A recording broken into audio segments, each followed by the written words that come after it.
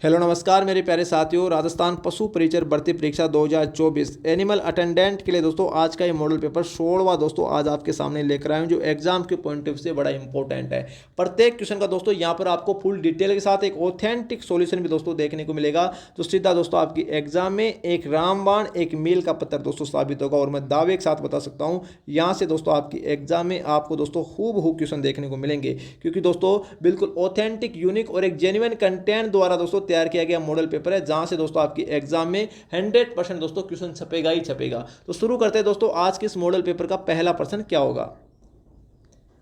यहां पर देखिए दोस्तों पहला ही प्रश्न बड़ा गजब का है। 1857 ईस्वी के प्रथम स्वतंत्रता संग्राम में अंग्रेजों के विरुद्ध झांसी की रानी लक्ष्मीबाई और तात्या टोपे को अपनी सेनाओं के वेतन और रसद हेतु धन किसने उपलब्ध करवाया था। कितना गजब का प्रश्न है दोस्तों। डूंगजी और जौहर जी ने, सेठ अमरचंद भाटिया ने, कुंवर दीप सिंह ने, दोस्तों महाराजा मान सिंह ने। बताइए दोस्तों हमारे इस क्वेश्चन का आंसर क्या होगा। हमारे दोस्तों इस क्वेश्चन का आंसर हो जाएगा सेठ अमरचंद भाटिया। उत्तर नंबर 2 दोस्तों बिल्कुल करेक्ट हो जाएगा। अगर दोस्तों देखिए मैं बात करूं सेठ अमरचंद भाटिया की, तो इनको दोस्तों 1857 की क्रांति का भामाशाह कहा जाता है दोस्तों। और ये बात दोस्तों आपको अच्छी तरीके से मालूम पड़ गई होगी कि इनको 1857 की क्रांति का भामाशाह क्यों कहा जाता है, क्योंकि दोस्तों इन्होंने रानी लक्ष्मीबाई और तात्या टोपे की दोस्तों 1857 की क्रांति में आर्थिक सहायता की थी। ठीक है। दूसरा फैक्ट की दोस्तों देखिए बात करता हूँ, तो इनको राजस्थान का मंगल पांडे भी कहा जाता है सेठ अमरचंद भाटिया को। इनका संबंध दोस्तों राजस्थान के बीकानेर जिले से। इतना आपका कंसेप्ट क्लियर हो जाना चाहिए। ठीक है। और दोस्तों ये वही व्यक्ति हैं दोस्तों जो 1857 की क्रांति के दौरान दोस्तों सबसे पहले फांसी पर लटकाए गए थे दोस्तों। इस बात का ध्यान रखना, अगर आपको एग्जाम में क्वेश्चन पूछ ले कि 1857 की क्रांति में सर्वप्रथम फांसी पर लटकने वाला व्यक्ति कौन था, तो दोस्तों सेठ अमरचंद भाटिया। इसी क्वेश्चन को घुमाकर एग्जामिनर आपको इस प्रकार भी पूछ सकता है कि 1857 की क्रांति में शहीद होने वाला प्रथम व्यक्ति कौन है ना। शहीद होने वाला प्रथम व्यक्ति दोस्तों कौन था, तो यही सेठ अमरचंद भाटिया था। इसमें दोस्तों आपको कंफ्यूज नहीं होना है। ठीक है। इतना दोस्तों आपका कंसेप्ट क्लियर हो गया होगा। आगे देखिए दोस्तों, अगर मैं बात करूं डूंगजी और जौहर जी की, थोड़ी सी बातें दोस्तों इनके बारे में भी कर लेते हैं। ये भी एग्जाम के पॉइंट ऑफ से बड़े इंपॉर्टेंट है। इनको दोस्तों सेकावाटी के लोक देवता के रूप में जाना जाता है। सेकावाटी के लोक देवता के रूप में दोस्तों जाना जाता है। ठीक है। एक बार दोस्तों एग्जाम में क्वेश्चन ये भी पूछा गया था कि डूंगजी और जौहर जी 1857 की क्रांति के दौरान दोस्तों किन राज्यों की सेनाओं के विरुद्ध दोस्तों लड़ाइयाँ लड़ी थी। तो दोस्तों जोधपुर, नोट करना, जोधपुर और बीकानेर, इन दो राज्यों की सेनाओं के खिलाफ दोस्तों इन्होंने लड़ाइयाँ लड़ी थी डूंगजी और जौहर जी ने। ये एग्जाम में दोस्तों क्वेश्चन पूछा गया, बड़ा इंपॉर्टेंट क्वेश्चन है। अगर भविष्य में दोस्तों आपको ऐसा क्वेश्चन पूछ ले तो भाई गलती नहीं होनी चाहिए मेरे स्टूडेंट से। ठीक है ना। क्योंकि दोस्तों देखिए टाइम जरूर लगता है भाई, ऑथेंटिक कंटेंट बताने में दोस्तों टाइम लगता है, लेकिन जो बताऊंगा ना 100% दोस्तों आपकी एग्जाम में एक रामबाण एक मील का पत्थर दोस्तों साबित होगा। ऐसा कंटेंट दोस्तों राजस्थान की बड़ी बड़ी कोचिंग संस्थान दोस्तों आपको पैसे देकर भी दोस्तों प्रोवाइड नहीं करती, लेकिन दोस्तों यहां पर आपको बिल्कुल फ्री ऑफ कॉस्ट दोस्तों एक कंटेंट देखने को मिल रहा है। तो चलिए दोस्तों दूसरा क्वेश्चन देखते हैं। विजय सिंह पथिक ने किस समाचार पत्र के माध्यम से बिजोलिया किसान आंदोलन को अन्य भारतीय समाचार पत्रों तक पहुंचा दिया। देखिए दोस्तों क्वेश्चन का कहने का मतलब क्या है कि बिजोलिया किसान आंदोलन के जो किसान थे उनकी समस्याओं को किस समाचार पत्र के माध्यम से दोस्तों अन्य स्थानों या पूरे भारत में दोस्तों प्रचार प्रसारित किया गया। प्रताप समाचार पत्र के माध्यम से, राजस्थान केसरी समाचार पत्र के माध्यम से, नवीन राजस्थान समाचार पत्र के माध्यम से, प्रभात समाचार पत्र के माध्यम से। देखिए दोस्तों हमारे इस क्वेश्चन का आंसर हो जाएगा उत्तर नंबर 1 बिल्कुल करेक्ट हो जाएगा, प्रताप समाचार पत्र। और इसके संपादक कौन थे भाई, गणेश शंकर विद्यार्थी। और ये कहाँ से प्रकाशित होता था ये प्रताप समाचार पत्र, तो ये दोस्तों कानपुर से प्रकाशित होता था। इस बात का ध्यान रखना। इसी समाचार पत्र के माध्यम से बिजोलिया किसान आंदोलन, जो दोस्तों राजस्थान का सबसे बड़ा किसान आंदोलन जाना जाता है, इसकी दोस्तों समस्याओं को पूरे भारत में प्रचार प्रसारित दोस्तों इसी समाचार पत्र के माध्यम से किया गया था। प्रताप समाचार पत्र के माध्यम से किसने किया, तो विजय सिंह पथिक ने किया। और विजय सिंह पथिक को दोस्तों यहाँ पे नोट करना, विजय सिंह पथिक, इसको दोस्तों राजस्थान में किसान आंदोलन का जनक कहा जाता है। राजस्थान में किसान आंदोलन का जनक कहा जाता है। किसान आंदोलन का दोस्तों जनक कहा जाता है। वेरी वेरी इंपॉर्टेंट है दोस्तों, इस बात का ध्यान रखना। ठीक है, अगर बिजोलिया किसान आंदोलन का जनक पूछे तो साधु सीताराम दास करना, गलती से विजय सिंह पथिक मत कर देना। ठीक है ना, इस बात का भी थोड़ा सा ध्यान रखना। अब देखिए दोस्तों, अगर मैं बात करूं राजस्थान केसरी समाचार पत्र की, तो इसके संपादक विजय सिंह पथिक ही थे दोस्तों, इसमें आपको कोई कंफ्यूजन नहीं होना चाहिए। ये दोस्तों राजस्थान सेवा संघ का समाचार पत्र था। राजस्थान सेवा संघ की अगर दोस्तों मैं थोड़ी सी बात करूं, यहाँ पर देखिए राजस्थान सेवा संघ की दोस्तों अगर मैं थोड़ी सी बात करूं, तो इसकी स्थापना विजय सिंह पथिक ने की थी 1919 ईस्वी में। कहां पर की थी? तो वर्धा महाराष्ट्र में की थी, वर्धा महाराष्ट्र में की थी। ठीक है, और वर्धा महाराष्ट्र से दोस्तों इसका स्थानांतरण 1920 में दोस्तों कहां पर हो गया? अजमेर में हो गया। ये एग्जाम में क्वेश्चन पूछा गया है कि दोस्तों राजस्थान सेवा संघ का अजमेर स्थानांतरण कब हुआ? तो 1920 में दोस्तों वर्धा महाराष्ट्र से इसका अजमेर ट्रांसफर हो चुका था भाई। ठीक है ना, और दोस्तों यहां से 1919 में इस वर्धा महाराष्ट्र से दोस्तों राजस्थान सेवा संघ के द्वारा राजस्थान केसरी समाचार पत्र प्रकाशित किया जाता था, और इसके संपादक कौन थे? विजय सिंह पथिक ही थे। ठीक है, इतना आपका कंसेप्ट क्लियर हो गया। आगे देखिए दोस्तों, 1923 में दोस्तों 1923 में इस राजस्थान सेवा संघ के द्वारा दोस्तों नवीन राजस्थान हमारा जो समाचार पत्र है इसका प्रकाशन भी किया जाता था, और 1923 में इसको दोस्तों क्या कर दिया? बंद कर दिया गया, इसको बंद कर दिया गया। अब एग्जाम में दोस्तों क्वेश्चन ये आता है कि राजस्थान सेवा संघ का समाचार पत्र नवीन राजस्थान को 1923 में बंद करने के पश्चात पुनः किस नाम से दोस्तों शुरू किया गया? तो तरुण राजस्थान के नाम से, तरुण राजस्थान के नाम से दोस्तों इसको पुनः शुरू किया गया था। वेरी वेरी इंपॉर्टेंट, इतना दोस्तों आपका कंसेप्ट क्लियर हो जाना चाहिए। ठीक है, इसमें देखिए दोस्तों 5 से 10 क्वेश्चन आपके एकदम दोस्तों करेक्ट बन चुके हैं। राजस्थान सेवा संघ की स्थापना कब हुई? 1919 में। किसने की? विजय सिंह पथिक ने की। कहां पर की? वर्धा महाराष्ट्र में की। राजस्थान सेवा संघ का अजमेर स्थानांतरण कब हुआ? 1920 में हुआ। ठीक है, और 1923 में दोस्तों इसका एक समाचार पत्र था नवीन राजस्थान, जिसको बंद करने के पश्चात पुनः किस नाम से शुरू किया गया? तो तरुण राजस्थान के नाम से शुरू किया गया। इतने सारे क्वेश्चन दोस्तों आपके एक ही क्वेश्चन में दोस्तों कंप्लीट हो चुके हैं। अगर दोस्तों मैं बात करूं प्रभात समाचार पत्र की, तो यह दोस्तों जयपुर से प्रकाशित होता था, और इसके संपादक थे सिद्धराज डड्डा। यहां पे नोट करना, सिद्धराज डड्डा दोस्तों इसके संपादक थे दोस्तों। ठीक है, आप इतना आपका दोस्तों कंसेप्ट बिल्कुल क्लियर हो जाना चाहिए। आई होप दोस्तों आपको क्वेश्चन बिल्कुल अच्छे से समझ में आया होगा। नेक्स्ट क्वेश्चन देखिए दोस्तों क्या होगा। देखिए, निम्न में से किस संस्था ने अछूतों की शिक्षा के लिए चूरू में दोस्तों कबीर पाठशाला की स्थापना की थी? सर्वहितकारिणी सभा, बीकानेर प्रजामंडल, बीकानेर राज्य प्रजा परिषद, या दोस्तों लोक परिषद? हमारे दोस्तों इस क्वेश्चन का आंसर हो जाएगा उत्तर नंबर 1 बिल्कुल करेक्ट हो जाएगा। जो सर्वहितकारिणी सभा है इसकी स्थापना किसने की थी? तो 1907 में दोस्तों नोट करना, 1907 में चूरू में दोस्तों स्वामी गोपाल दास के द्वारा, स्वामी गोपाल दास के द्वारा दोस्तों सर्वहितकारिणी सभा की स्थापना की गई। और इस सर्वहितकारिणी सभा के द्वारा दोस्तों अछूतों की शिक्षा के लिए चूरू में कबीर पाठशाला की भी स्थापना दोस्तों की गई थी। तो उत्तर नंबर 1 बिल्कुल करेक्ट हो जाएगा हमारे इस क्वेश्चन का आंसर। ठीक है भाई, नेक्स्ट क्वेश्चन देखते हैं दोस्तों क्या होगा। यहाँ पर देखिए दोस्तों नेक्स्ट क्वेश्चन की अगर मैं बात करूँ, तो देखिए दोस्तों बीलो में धर्म सुधार के लिए भगत पंथ की स्थापना दोस्तों किसने की थी? कितना गजब का प्रश्न है भाई, है ना।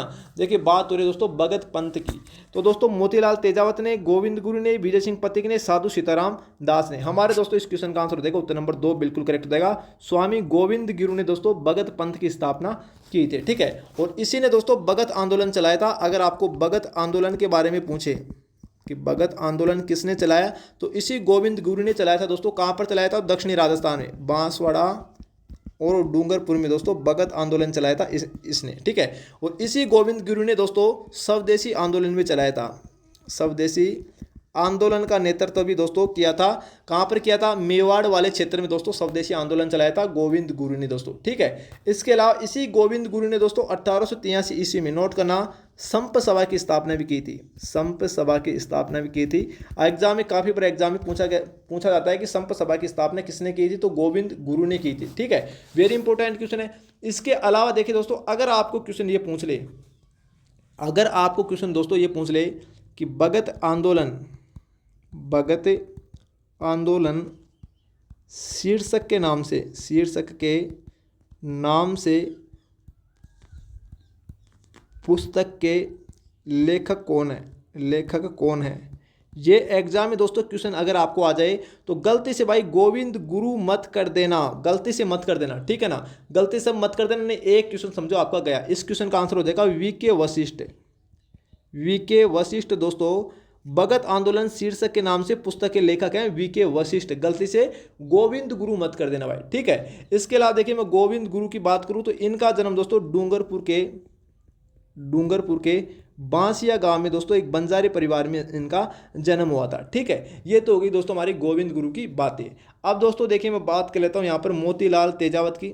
इनको दोस्तों आदिवासियों का, नोट करना, आदिवासियों का मसीहा कहा जाता है गोविंद गुरु को। विजय सिंह पति को दोस्तों राजस्थान में किसान आंदोलन का जनक कहा जाता है। किसान आंदोलन का दोस्तों क्या कहा जाता है, जनक कहा जाता है। इनका मूल नाम भूप सिंह गुर्जर है, भूप सिंह गुर्जर है दोस्तों। ये भी एग्जाम में काफ़ी बार पूछा जाता है, ठीक है। साधु सीताराम दास की बात करूँ तो दोस्तों इनको बिजोलिया किसान आंदोलन का जनक कहा जाता है। बिजोलिया किसान आंदोलन का जनक कहा जाता है दोस्तों साधु सीताराम दास को, ठीक है। तो हमारे दोस्तों इस क्वेश्चन का आंसर क्या हो जाएगा, भगत पंथ की स्थापना गोविंद गुरु ने की थी। अगर आपको पूछे कि राजस्थान में भगत आंदोलन शीर्षक के नाम से पुस्तक के लेखक कौन है, तो दोस्तों आपको करना है वीके वशिष्ठ। नेक्स्ट क्वेश्चन देखिए दोस्तों क्या होगा। भारत सरकार ने 5 जनवरी 1949 ईस्वी को सिरोही का प्रशासन किस सरकार को दोस्तों सौंप दिया था, मध्य प्रदेश को, बंबई को, गुजरात को, राजस्थान को। हमारे दोस्तों इस क्वेश्चन का आंसर हो जाएगा उत्तर नंबर 2 बिल्कुल करेक्ट हो जाएगा। बंबई को दोस्तों सौंप दिया था 5 जनवरी 1949 को, क्योंकि दोस्तों राजस्थान एकीकरण में 5 जनवरी 1949 तक दोस्तों सिरोही का विलय नहीं हुआ था। इस बात का ध्यान रखना। सिरोही का विलय दोस्तों राजस्थान एकीकरण में 2 बार हुआ था। कितनी बार हुआ, एग्जाम में क्वेश्चन पूछा गया है कि राजस्थान एकीकरण में सिरोही का विलय कितनी बार हुआ, तो 2 बार। किनकी दोस्तों एफर्ट से हुआ, तो गोकुल भाई भट्ट के प्रयासों से दोस्तों सिरोही का विलय हुआ था, है ना। गोकुल भाई भट्ट के प्रयासों से सिरोही का विलय दोस्तों राजस्थान एकीकरण में किया गया, ठीक है। गोकुल भाई भट्ट को राजस्थान का गांधी कहते हैं, राजस्थान का गांधी कहते हैं दोस्तों, नोट करते जाइएगा, ठीक है। अब देखिए दोस्तों सिरोही का विलय राजस्थान एकीकरण में कब कब हुआ। पहली बार हुआ था दोस्तों, यहाँ पे नोट करना, राजस्थान एकीकरण के 6वें चरण में। और 6वां चरण कब था, 26 जनवरी 1950 को दोस्तों राजस्थान एकीकरण का 6वां चरण किया गया। और इसमें दोस्तों आबू देलवाड़ा को छोड़कर, सिरोही का जो क्षेत्र है आबू देलवाड़ा, इसको दोस्तों छोड़कर बाकी का सिरोही का जितना भी दोस्तों भाग है उसका दोस्तों विलय कर लिया गया गोकुल भाई भट्ट के प्रयासों से, ठीक है। और दोस्तों 7वें चरण में जो दोस्तों हमारा 1 नवंबर 1956 को हुआ था, इसमें दोस्तों माउंट आबू या दोस्तों आबू देलवाड़ा, है ना, आबू देलवाड़ा का दोस्तों विलय किया गया। इसलिए दोस्तों कहते हैं कि सिरोही का विलय राजस्थान एकीकरण में 2 बार हुआ था गोकुल भाई भट्ट के प्रयासों से। गोकुल भाई भट्ट को राजस्थान का क्या कहते हैं, गांधी कहते हैं, ठीक है। तो उत्तर नंबर 2 दोस्तों बिल्कुल करेक्ट हो जाएगा हमारे इस क्वेश्चन का आंसर। नेक्स्ट क्वेश्चन देखते हैं दोस्तों क्या होगा। यहाँ पर देखिए दोस्तों बड़ा ही गजब का प्रश्न है भाई, है ना, बहुत ही शानदार प्रश्न है। क्या बोल रहा है, रिखिया, ब्यावले और नेजा निम्न में से किस लोक देवता से संबंधित हैं। पाबूजी, तेजाजी, मल्लिनाजी, रामदेव जी। ये दोस्तों रामदेव जी से संबंधित है। उत्तर नंबर 4 बिल्कुल करेक्ट हो जाएगा। देखिए रिखिया किसे कहते हैं, नोट करना दोस्तों, रिखिया किसे कहते हैं। रिखिया क्या है भाई, तो रामदेव जी की जो भक्त जन होते हैं ना, रामदेव जी के भक्त जनों को दोस्तों क्या कहते हैं, रिखिया कहते हैं। ब्यावले किसे कहते हैं, तो रामदेव जी के जो भजन होते हैं उनको ब्यावले कहते हैं। और दोस्तों नेजा किसे कहते हैं, जो रामदेव जी की पचरंगी ध्वजा होती है उसको नेजा कहा जाता है। इस बात का ध्यान रखना, ठीक है। ये तो हो गई दोस्तों इन वर्डों का मतलब। आगे देखिए दोस्तों, अगर मैं रामदेव जी की बात करूं तो रामदेव जी को कामड़िया पंथ का प्रवर्तक, कामड़िया पंथ का प्रवर्तक कहा जाता है। क्यों कहा जाता है, क्योंकि दोस्तों कामड़िया जाति की महिलाओं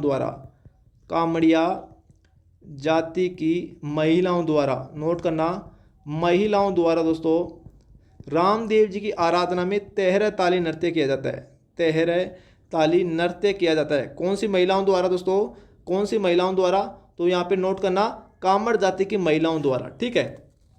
कौन से वाद्य यंत्र के साथ, तो मंजीरा वाद्य यंत्र के साथ। इस बात का दोस्तों ध्यान रखना, मंजीरा वाद्य यंत्र के साथ कामड़िया जाति की महिलाओं द्वारा तेहरा ताली नृत्य किया जाता है। किसकी आराधना में, रामदेव जी की आराधना में। इसलिए दोस्तों इसको कामड़िया पंथ का प्रवर्तक भी कहा जाता है, ठीक है। इतना आपका कंसेप्ट क्लियर। आगे देखिए दोस्तों, इसको नेतल का बरतार भी कहते हैं, नेतल का बरतार भी कहते हैं। क्यों कहते हैं, क्योंकि दोस्तों रामदेव जी की पत्नी का नाम क्या था, नेतल था, ठीक है।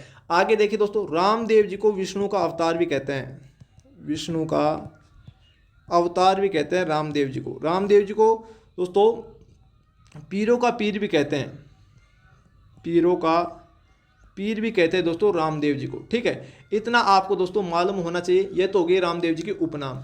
अगर दोस्तों मैं बात करूं रामदेव जी का जन्म कहाँ हुआ था, तो जन्म हुआ था दोस्तों रामदेव जी का उंडुकामेश्वर, उंडुकामेश्वर बाड़मेर में दोस्तों इनका जन्म हुआ था भाई। ठीक है, उंडुकामेश्वर बाड़मेर में दोस्तों इनका जन्म हुआ। और इसका मुख्य मंदिर कहाँ है, तो दोस्तों रूणीचा जैसलमेर में दोस्तों इनका मुख्य मंदिर है। इस बात का दोस्तों ध्यान रखना। ठीक है, बड़ा इंपॉर्टेंट दोस्तों क्वेश्चन है, जहां पर दोस्तों रामदेव जी का मेला बढ़ता है रूणीचा जैसलमेर में। तो ये था दोस्तों रामदेव जी से संबंधित कुछ इंपॉर्टेंट तथ्य। अगर दोस्तों मैं बात करूं यहाँ पर लोक देवता पाबू जी की, तो पाबू जी को दोस्तों ऊँटों का देवता कहा जाता है, ऊँटों का देवता कहा जाता है। रेवारी जाति के लोग इसके अनुयायी होते हैं। तेजा जी को दोस्तों कालाबाला का देवता कहा जाता है, कालाबाला का देवता कहा जाता है। तेजा जी को दौलिया वीर भी कहा जाता है, दौलिया वीर भी दोस्तों कहा जाता है।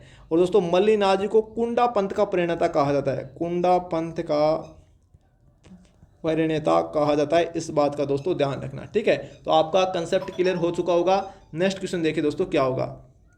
यहाँ पर देखिए दोस्तों, अगर मैं बात करूँ भाई नेक्स्ट क्वेश्चन की, तो देखिए निम्नलिखित में से कौन सा सुमिलित नहीं है दोस्तों। एक तरफ राजस्थान के संप्रदाय दे रखे हैं और एक तरफ उनके मुख्य प्रवर्तक दे रखे हैं। ठीक है, अब दोस्तों यहाँ पर देखिए कौन सा सुमिलित नहीं है, तो हमारे इस क्वेश्चन का आंसर देखते हैं। निरंजनी संप्रदाय के मुख्य प्रवर्तक हरिदास, बिल्कुल सही बात है। गूदर संप्रदाय के मुख्य प्रवर्तक नवल दास जी दोस्तों नहीं है, यहाँ पर गड़बड़ कर दिया। गूदर संप्रदाय के मुख्य प्रवर्तक है संत दास जी, संत दास जी। यही दोस्तों हमारे इस क्वेश्चन का आंसर हो जाएगा। उत्तर नंबर 2 बिल्कुल करेक्ट हो जाएगा। अलखिया संप्रदाय के प्रमुख प्रवर्तक हैं लाल की गिरी और निष्कलंकी संप्रदाय के प्रमुख प्रवर्तक है संत माव जी। ठीक है, इनकी प्रमुख पीठ कहाँ स्थित है, तो दोस्तों सावला ग्राम डूंगरपुर में दोस्तों इनकी प्रमुख पीठ स्थित है। ठीक है, अलखिया संप्रदाय की प्रमुख पीठ कहाँ स्थित है, तो दोस्तों ये बीकानेर में पड़ती है इनकी प्रमुख पीठ, है ना। अगर मैं बात करूँ गूदर दास, है ना, या गूदर संप्रदाय की प्रमुख पीठ दोस्तों कहाँ स्थित है, तो दोस्तों ये नोट करना, दांतेड़ा जो भीलवाड़ा में पड़ता है, यहाँ पर दोस्तों इसकी प्रमुख पीठ स्थित है गूदर संप्रदाय की। निरंजनी संप्रदाय की प्रमुख पीठ की बात करूं तो दोस्तों गाडा डीडवाना में, बड़ा इंपॉर्टेंट है, गाडा डीडवाना नागौर में दोस्तों इसकी प्रमुख पीठ स्थित है निरंजनी संप्रदाय की। इसके अलावा देखिए दोस्तों, अगर मैं बात करूं राजस्थान के अन्य संप्रदायों की, हमारे इस क्वेश्चन का आंसर तो उत्तर नंबर 2 बिल्कुल करेक्ट हो जाएगा।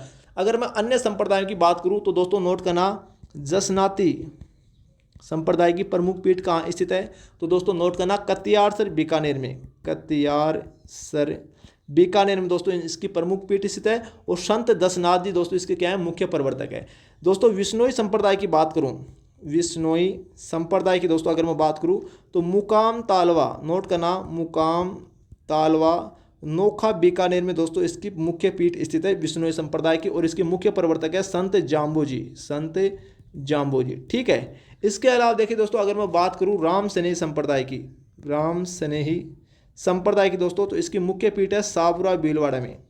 राजस्थान में 4 शाखाएं हैं राम स्नेही संप्रदाय की, मुख्य पीठ है सापुरा भीलवाड़ा में। और इसके मुख्य प्रवर्तक कौन है, संत रामचरण दास जी, संत रामचरण दास जी। दोस्तों बिल्कुल भाई, मैं तो एकदम ऑथेंटिक कंटेंट के द्वारा दोस्तों फुल डिटेल से क्वेश्चन का क्या करता हूं, सॉल्यूशन करता हूं। अगर आपको पढ़ना है तो दोस्तों पढ़िए, वरना दोस्तों क्लास को छोड़कर चले जाइए। जो बताऊंगा दोस्तों हर बात एग्जाम की दृष्टि से दोस्तों एक रामबाण आपकी एग्जाम में साबित होगी, बड़ी इंपॉर्टेंट है दोस्तों। ठीक है ना, तो दोस्तों देखिए टाइम तो लगता है यार, ऑथेंटिक कंटेंट बताने में टाइम दोस्तों जरूर लगता है। ठीक है ना, आगे देखिए दोस्तों, अगर मैं बात करूं दादू संप्रदाय की, दादू संप्रदाय की या दादू पंथ की दोस्तों अगर मैं बात करूं तो राजस्थान में इसकी 6 शाखाएं हैं। और इसकी प्रमुख पीठ कहाँ स्थित है, तो नारायणा जयपुर में दोस्तों इसकी प्रमुख पीठ है। मुख्य प्रवर्तक कौन है, संत दादू दयाल। ठीक है, जिनको राजस्थान का कबीर भी कहा जाता है।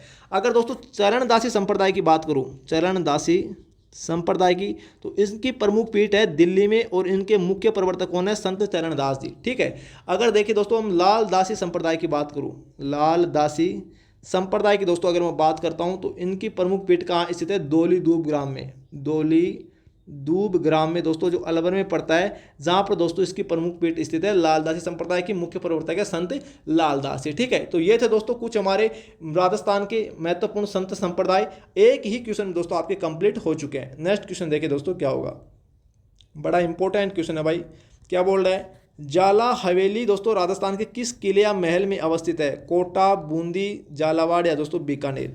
जाला हवेली दोस्तों हमारी राजस्थान में किस दुर्ग में या दोस्तों किस शहर में स्थित है? तो उत्तर नंबर 1 बिल्कुल करेक्ट हो जाएगा। ये कोटा में दोस्तों स्थित है और इसका निर्माण करवाया था दोस्तों जाला जालिम सिंह ने। जाला जालिम सिंह ने दोस्तों इस हवेली का निर्माण करवाया था। ठीक है, इसके अलावा देखिए दोस्तों अगर आपको पूछ ले बागोर की हवेली कहाँ स्थित है राजस्थान में, तो गलती से दोस्तों क्या भीलवाड़ा मत कर देना। भीलवाड़ा में बागोर सभ्यता स्थित है और बागोर की हवेली कहाँ स्थित है? उदयपुर में। इस बात का दोस्तों थोड़ा सा ध्यान रखना। ठीक है, इसके अलावा देखिए दोस्तों बीकानेर की मैं बात करूँ, इस बीकानेर को दोस्तों हवेलियों का शहर कहा जाता है। किसे कहा जाता है हवेलियों का शहर राजस्थान में? तो बीकानेर को कहते हैं हवेलियों का शहर। हवेलियों का शहर किसे कहते हैं भाई? बीकानेर को कहते हैं। और बीकानेर में दोस्तों मुख्यतः कौन कौन सी हवेलियां हैं? तो नोट करना दोस्तों, बीकानेर में बछावतों की हवेली। क्या हुआ दोस्तों, आवाज कट करके आ रही है क्या? बीकानेर में आवाज नहीं आ रही क्या? बीकानेर में बछावतों की हवेलियां स्थित है। इसके अलावा रामपुरिया की हवेली स्थित है। रामपुरिया की हवेली दोस्तों बीकानेर में स्थित है। गुलेछा की हवेली ये भी बीकानेर में स्थित है। और सेठिया की हवेली, ये सभी हवेली दोस्तों बीकानेर की महत्वपूर्ण हवेलियां हैं जो एग्जाम में बार बार दोस्तों पूछी जाती है। देखिए दोस्तों अगर मैं बात करूं जैसलमेर की हवेलियों की, ये भी बड़ी इंपॉर्टेंट है भाई। जैसलमेर की हवेलियों की बात करूं तो जैसलमेर में दोस्तों देखिए पटुओं की हवेली, इसके अलावा दोस्तों सालिम सिंह की हवेली, इसके अलावा दोस्तों नथमल की हवेली, ये सभी हवेलियां दोस्तों जैसलमेर में स्थित है। और सबसे वेरी इंपॉर्टेंट चीज़ दोस्तों अगर आपको पूछ ले कि सोने चांदी की हवेली राजस्थान में कहाँ स्थित है? सोने चांदी की हवेली बड़ा इंपॉर्टेंट क्वेश्चन है, राजस्थान कर्मचारी चयन बोर्ड का फेवरेट क्वेश्चन है। तो दोस्तों महनसर झुंझुनू में भाई स्थित है सोने चांदी की हवेली। इस बात का दोस्तों ध्यान रखना। ठीक है, तो हमारे इस क्वेश्चन का आंसर क्या हो जाएगा? उत्तर नंबर 1 बिल्कुल करेक्ट हो जाएगा। जाला हवेली हमारी कोटा में स्थित है। नेक्स्ट क्वेश्चन देखिए दोस्तों क्या होगा, यहाँ पर देखिए चित्रकार मोहम्मद शाह जिन्होंने भगवान कृष्ण का चित्रांकन अपने चित्रों में किया संबंधित थे किस चित्रकला शैली से? बीकानेर राज्य से, किशनगढ़ राज्य से, जयपुर राज्य से या दोस्तों जोधपुर राज्य से। देखिए दोस्तों मोहम्मद शाह और दोस्तों साहिब राम ये दोनों चित्रकार दोस्तों जयपुर चित्रकला शैली से संबंधित थे। अगर आपको पूछ ले साहिब दीन जो चित्रकार है वो किस चित्रकला शैली से संबंधित है? तो ये दोस्तों मेवाड़ चित्रकला शैली से संबंधित है। इसमें आपको कंफ्यूज नहीं होना। ठीक है, इतना ध्यान रखना। इसके अलावा देखिए दोस्तों अगर आपको पूछ ले किशनगढ़ चित्रकला शैली का प्रसिद्ध चित्रकार कौन है? तो दोस्तों निहाल चंद है भाई। निहाल चंद ये किशनगढ़ चित्रकला शैली का प्रसिद्ध चित्रकार है। इसने बणी ठनी की रचना की थी जिसको राजस्थान की मोनालिसा कहते हैं। बणी ठनी को इसकी रचना किसने की थी? तो निहाल चंद ने दोस्तों इसका चित्र बनाया था। ठीक है ना। इसके अलावा देखिए दोस्तों मैं बात करूं बीकानेर राज्य के प्रसिद्ध चित्रकार कौन कौन हैं? तो दोस्तों यहाँ पे नोट करना रुकनुद्दीन भाई, रुकनुद्दीन है ना, ये बीकानेर चित्रकला शैली का प्रसिद्ध चित्रकार है। इस बात का दोस्तों थोड़ा सा ध्यान रखना। हमारे दोस्तों इस क्वेश्चन का आंसर उत्तर नंबर 3 बिल्कुल करेक्ट हो जाएगा, जयपुर राज्य। नेक्स्ट क्वेश्चन देखिए दोस्तों क्या होगा, बड़ा गजब का प्रश्न है भाई। क्या बोल रहा है? गुड़ला का त्योहार दोस्तों किसकी स्मृति में मनाया जाता है? उल्लू खां, मल्लू खां, गुड़ले खां या दोस्तों राव सातल देव। देखिए दोस्तों जोधपुर के महाराजा राव सातल देव की स्मृति में गुड़ला उत्सव दोस्तों या गुड़ला महोत्सव दोस्तों मनाया जाता है। ठीक है ना। अब कब मनाया जाता है? अगर आपको दोस्तों क्वेश्चन ये पूछ ले तब दोस्तों आपको क्या करना है? चैत्र कृष्ण अष्टमी, यहाँ पे नोट करना भाई, चैत्र कृष्ण अष्टमी को दोस्तों ये गुड़ला महोत्सव मनाया जाता है ना। इसको दोस्तों इसका दूसरा नाम और है, इसको शीतला अष्टमी भी कहते हैं, शीतला अष्टमी भी कहते हैं। ठीक है, इन दोनों में से अगर आपको जैसा भी ऑप्शन में देखने को मिले वैसा आप आंसर कर देना। ठीक है, गुड़ला उत्सव कब मनाया जाता है? चैत्र कृष्ण अष्टमी को या दोस्तों शीतला अष्टमी को। राव सातल देव की स्मृति में दोस्तों ये त्यौहार मनाया जाता है। गलती से दोस्तों आप गुड़ले खां मत कर देना भाई। ठीक है, इसमें गुड़ले खां दोस्तों विलन का रोल निभाता है। ठीक है ना, इस कहानी में। तो दोस्तों गुड़ले खां मत कर देना। राव सातल देव की स्मृति में गुड़ला उत्सव मनाया जाता है। कहाँ का प्रसिद्ध है? ये दोस्तों जोधपुर का प्रसिद्ध है। ये प्रसिद्ध है हमारा जोधपुर का प्रसिद्ध है। एक बार दोस्तों एग्जाम में क्वेश्चन पूछा गया था कि एक छिद्रित मटका एक छिद्रित मटका जिसमें दीपक जलाकर रखते हैं। दीपक जलाकर दोस्तों स्त्रियां या महिलाएं अपने सिर पर रखती हैं। महिलाएं अपने सिर पर रखकर जो नृत्य करती हैं, वो कौन सा नृत्य की दोस्तों विशेषता है? तो ये दोस्तों इसी गुड़ला नृत्य या दोस्तों गुड़ला त्योहार की दोस्तों क्या है भाई, विशेषता है। ठीक है ना। तो इस प्रकार दोस्तों हमारे इस क्वेश्चन का आंसर क्या हो जाएगा? उत्तर नंबर दोस्तों 4 बिल्कुल करेक्ट हो जाएगा, सातल देव की स्मृति में। नेक्स्ट क्वेश्चन देखिए दोस्तों क्या होगा। यहाँ पर देखिए, निम्न में से कौन सा त्योहार भाद्रपद महीने में नहीं मनाए जाते? गोगा नवमी बिल्कुल मनाई जाती है। देखिए गोगा नवमी कब मनाई जाती है? भाद्रपद की कृष्ण नवमी को दोस्तों गोगा नवमी मनाई जाती है। ठीक है ना। अनंत चतुर्दशी भी दोस्तों हमारी भाद्रपद महीने में मनाई जाती है। आवड़ा नवमी कब मनाई जाती है? आवड़ा नवमी मनाई जाती है दोस्तों कार्तिक महीने में। कार्तिक महीने की शुक्ल पक्ष की दोस्तों नवमी को मनाई जाती है। ठीक है। और शरद पूर्णिमा दोस्तों आश्विन महीने में मनाई जाती है। आश्विन महीने में दोस्तों मनाई जाती है शरद पूर्णिमा। तो दोस्तों हमारे इस क्वेश्चन का आंसर क्या होगा? नहीं मनाए जाते। तो सी और डी उत्तर नंबर दोस्तों 3 बिल्कुल करेक्ट हो जाएगा। ठीक है भाई। नेक्स्ट क्वेश्चन देखिए दोस्तों क्या होगा। यहाँ पर देखिए दोस्तों बड़ा गजब का प्रश्न है। निम्न में से, एक मिनट, अब देखिए दोस्तों क्या बोल रहा है। निम्न में से राजस्थान के किस लोक नृत्य में डंडों से नृत्य करते हुए विभिन्न प्रकार के चरित्रों का स्वांग दोस्तों किया जाता है? गैर नृत्य में, गीदड़ नृत्य में, चंग नृत्य में, दोस्तों डांडिया नृत्य में? हमारे इस क्वेश्चन का आंसर हो जाएगा उत्तर नंबर दोस्तों 2 बिल्कुल करेक्ट हो जाएगा, गीदड़ नृत्य में। और कहाँ का प्रसिद्ध है ये दोस्तों? शेखावाटी का प्रसिद्ध है भाई। शेखावाटी का प्रसिद्ध है गीदड़ नृत्य। और शेखावाटी के और कौन कौन से नृत्य प्रसिद्ध है? तो चंग नृत्य, यहाँ पे नोट करना, डफ नृत्य, कच्ची घोड़ी नृत्य, ये भी दोस्तों ये सब शेखावाटी के नृत्य हैं दोस्तों। इस बात का ध्यान रखना, जो बहुत ही ज़्यादा फेमस है, एग्जाम में बार बार दोस्तों क्वेश्चन पूछे जाते हैं। ठीक है। इसके अलावा देखिए दोस्तों, अगर आपको पूछ ले कि राजस्थान में स्वांग कहाँ का प्रसिद्ध है, केवल स्वांग के बारे में पूछ ले, तो ये दोस्तों भीलवाड़ा का प्रसिद्ध है। और भीलवाड़ा का भी दोस्तों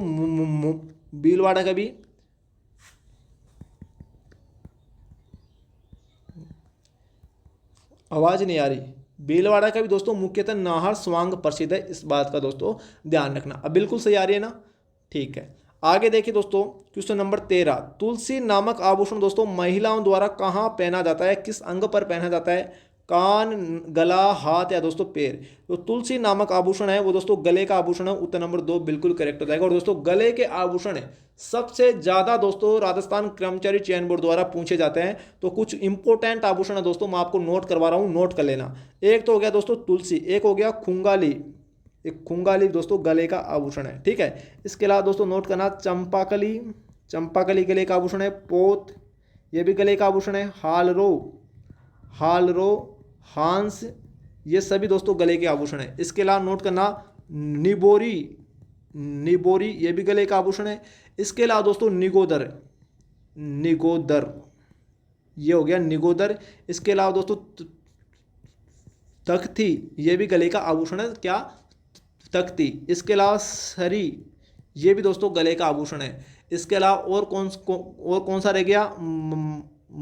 मांदलिया, ये भी गले का आभूषण है। और तिमणिया, ये सभी दोस्तों गले के आभूषण हैं। इनको नोट कर लेना। राजस्थान कर्मचारी चयन बोर्ड द्वारा बार बार दोस्तों एग्जाम में पूछा जाता है। खुंगाली, चंपाकली, पोत, हालरो, हांस, निबोरी, निगोदर, तख्ती, सरी, मांदलिया और तिमणिया, ये सभी दोस्तों गले के आभूषण है। ठीक है। तो इनको भाई नोट कर लेना। हमारे इस क्वेश्चन का आंसर उत्तर नंबर 2 बिल्कुल करेक्ट हो जाएगा। आगे देखिए दोस्तों क्या बोल रहे हैं, एक मिनट भाई। अब देखिए क्वेश्चन नंबर, वस्त्र रंगने की मलयागिरी पद्धति में किस रंग की प्रधानता होती है? हमारे दोस्तों इस क्वेश्चन का आंसर हो जाएगा उत्तर नंबर 2 बिल्कुल करेक्ट हो जाएगा। ये भूरा रंग दोस्तों इसमें यूज किया जाता है, जो मलयागिरी पद्धति है भाई। ठीक है। तो ये दोस्तों आज का हमारा लास्ट क्वेश्चन था। अगर दोस्तों आपको ऐसा 24 कैरेट ब्रह्मास्त्र कंटेंट वाला दोस्तों भाई क्या चाहिए, मॉडल पेपर चाहिए, तो दोस्तों चैनल को जरूर सब्सक्राइब कर लेना ना। चैनल को जरूर सब्सक्राइब कर लेना यार। आपका भाई आपके लिए मेहनत करता है दोस्तों। और दोस्तों देखिए ऑथेंटिक कंटेंट बताने में तो भाई टाइम लगता है दोस्तों। मैं केवल आपको दोस्तों कितने क्वेश्चन बताया? 14 क्वेश्चन दोस्तों मैं आपको बताऊँ, जिनमें दोस्तों मैं गारंटी के साथ बता दूँ, मैं आपको 140 क्वेश्चन के आंसर दोस्तों बता चुका हूँ। कम से कम दोस्तों 140 क्वेश्चन के आंसर मैं आपको बता चुका हूँ। इनमें 140 क्वेश्चन बन चुके हैं कम से कम दोस्तों, मैं बात कर रहा हूँ, इसलिए बता रहा हूँ दोस्तों। टाइम लगता है दोस्तों ऑथेंटिक कंटेंट बताने में, ठीक है। तो चैनल को जरूर सब्सक्राइब कर लेना। तब तक के लिए दोस्तों जय हिंद, जय भारत, थैंक यू। और दोस्तों कल आपको पार्ट बी का पार्ट बी और पार्ट ए का दोस्तों मॉडल पेपर जल्द ही दोस्तों देखने को मिलेगा। आज दोस्तों थोड़ा सा लेट हो गया, ठीक है। तो तब तक के लिए दोस्तों थैंक यू, जय हिंद, जय भारत।